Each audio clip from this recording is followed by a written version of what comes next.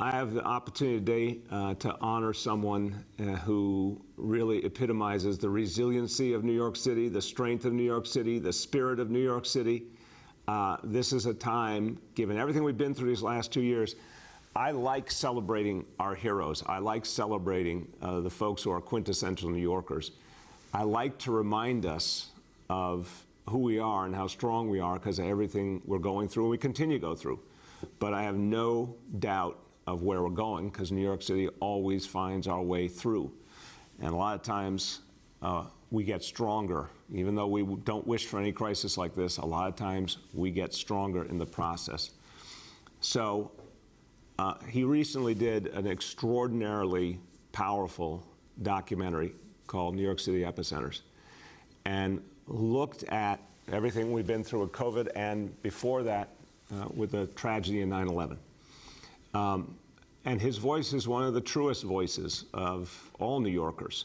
The way he understands our city, loves our city, sees into our neighborhoods and our lives. And I have to say, as a Brooklynite, I'm particularly proud and just moved by the way he's portrayed Brooklyn over the years and the love he shows in his portrayals. And he shows the tough realities we face too with a really clear eye. And that has been moving to a lot of us and inspiring to so many of us. So he's won every award there is, so I don't need to list all of them. He's someone who has shown incredible loyalty to this city and love for this city, so much so that regardless of what's happening, he remains a Knicks fan through thick and thin. And I admire, that is persistence, let me tell you. Thick and thin. I think there's been a lot of thin, but he's still the most energetic of fans. I could go on all day about all he's done, but I want to take a break from what I have to say to turn to someone who loves him, loves his work, has for years said to me that he portrays the culture of the city and this nation in a way that almost has never been achieved by anyone else in film or any other medium. And Chirlane McCray and I, when we started dating, one of the first things we did was we went to a Spike Lee film. So we feel deeply what this man has done for all of us. And let me turn for her comments to the First Lady of New York City, Chirlane McCray. Thank you, Bill. And hello, everyone. This is a good day. It's very rare an artist comes around who can shake an entire system to its core. An artist with a conscience who interprets our world and reflects it back to us. An artist who just doesn't open a door, but kicks it down, making a path for others. Spike, thank you for telling stories about Brooklyn, our Black and brown people, our city, like no one else dared to. Thank you for challenging the status quo. Thank you for using your talent to say what needed to be said when no one else would do it. I can't think of anyone who captures the culture like you. You have it all down. The hustle and the charm, the rush and the drive, and the word dances people speak. You put it all on screen. The fast beating heart that is our city, you show it with raw truth-telling and compassion. No one does it like you, Spike. You got game.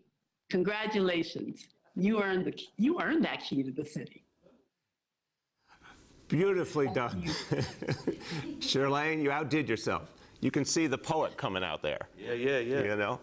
So everyone, we're going to hear from him, but I just want to say, giving out the key to the city is a profound honor. And many great people have won this honor over the years because they did extraordinary things.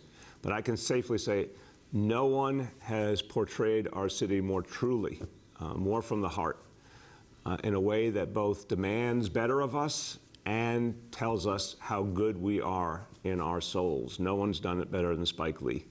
So it is my profound honor on behalf of all New Yorkers to present the key to the city to Spike Lee. Thank you. Yeah, it unlocks everything. The floor is yours. Well, I want to thank you for this honor.